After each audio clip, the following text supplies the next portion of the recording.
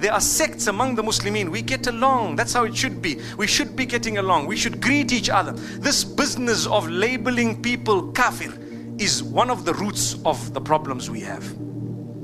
And that does not exist only with one sect. Trust me, it exists with many, many sects. When you have a difference, say, no, this one's a kafir. Why? For what? Why use heavy terms? Obviously, this might be understood by the Muslims more than others.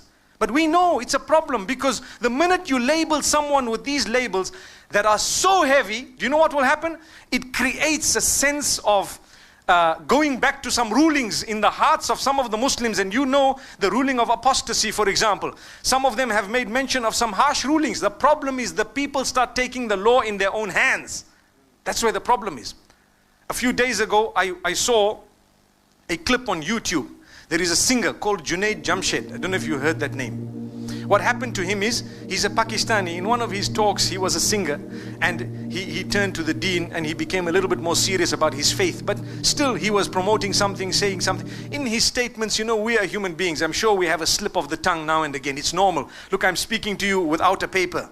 So it's definitely possible. In fact, I would have slipped up here and there, either linguistically, I might have said one or two things, I may not have finished what I started and so on. It's normal. Human beings, that's what we are. Someone picked something and said this man is blasphemous against Aisha radiallahu anha. The man apologized, and he did it publicly, and he put it up on all forums. But 2 days ago, he landed at the airport in Lahore, and a group of Muslims with big beards, they started beating him up.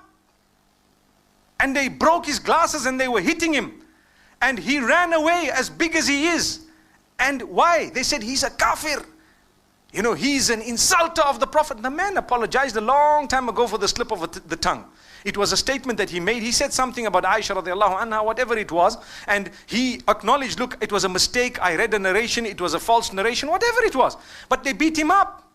Those are the ones who are listening to the others, who is sitting back in their little parlors, calling this one kafir, that one kafir. What happened? As a result, the public took the law in their own hands to hit him. There's a difference of opinion, leave the man. But he apologized on top of that. And still, what was the root of that? It was because someone somewhere called him a kafir. That's what it is. Relax. If I have a difference with you, I could say, my brother, this is a deed of disbelief. That's correct. But to label you, hey, this one, that Allah has kept one entire day to do that. It's known as Yawmiddin, the day of judgment. Don't judge people just like that. If people were non-Muslim and they accepted Islam, or people were sinful and they came to the right path, remember there would also be people on the right path who later become sinful. It could be.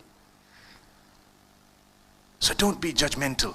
Try and contribute positively to everyone. Try and reach out to all. If you see something wrong, there is a way of correcting it. Think, and think deeply, not just shallow. Think very deep. People are generally good, but the devil comes to us and makes us love gossip and start up a problem, and we get excitement when we see people fighting. Yeah, you see, it's gone there, and it's the, for what?